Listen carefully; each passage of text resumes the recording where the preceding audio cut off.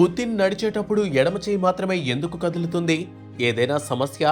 Details లో చూద్దాం రండి. ప్రపంచంలో అత్యంత శక్తివంతమైన నాయకుల్లో రష్యా అధ్యక్షుడు పుతిన్ ఒకరు. ప్రస్తుతం పుతిన్ భారత పర్యటనలో ఉన్న విషయం తెలిసిందే. ఈ సందర్భంగా ఆయన వ్యక్తిగత జీవితానికి సంబంధించిన ఓ ఆసక్తికరమైన విషయం ఇప్పుడు తెలుసుకుందాం. రష్యా అధ్యక్షుడు వ్లాదిమిర్ పుతిన్ నడిచే తీరు చాలా మందికి తెలియదు. ఆయన కుడి చేయి కాస్త కఠినంగా ఉంచుతారు, ఎడమ చేయి మాత్రం సాధారణంగా ఊగుతుంది. ఇదేమైనా ఆరోగ్య సమస్యకు సంకేతమా అన్న అనుమానం నిపుణులకు వచ్చింది. నెదర్లాండ్స్లోని రౌడ్బర్డ్ యూనివర్సిటీలో న్యూరాలజీ ప్రొఫెసర్ బస్టియన్ బ్లోయం దీనిపై పరిశీలన చేశారు. ఆయన చెప్పినట్టు ఈ నడకలో కనిపించే కఠినత పార్కిన్సన్స్లో కూడా కనిపిస్తుంది. అయితే పుతిన్కు అలాంటి లక్షణాలు కనిపించలేదు. పరిశోధకులు పుతిన్ వీడియోలను పరిశీలించాక ఇది వైద్య సమస్య కాదని స్పష్టమైంది.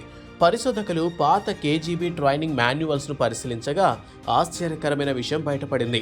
కేజీబీ ఏజెంట్లు ఒకప్పుడు పిస్టల్ను కుడి చేతిలో ఛాతీకి దగ్గరగా పెట్టుకుని నడవాలి అని ప్రత్యేకంగా శిక్షణ ఇచ్చేవారు. ఇలా నడిస్తే శత్రువు ఎదురైతే ఆయుధాన్ని సెకండ్లలో తీసి సంరక్షించుకోవచ్చు. కుడి చేయి కఠినంగా ఉంచడానికే ఈ శిక్షణ.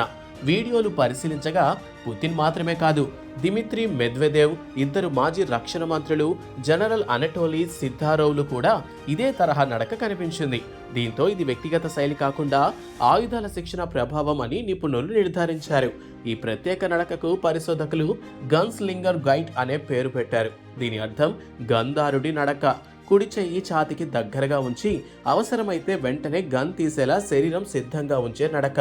పుతిన్ పాత కేజీబీ ఏజెంట్ కావడం వల్ల ఈ శిక్షణ ఇప్పటికీ ఆయన నడకలో స్పష్టంగా కనిపిస్తుందని వారు భావిస్తున్నారు.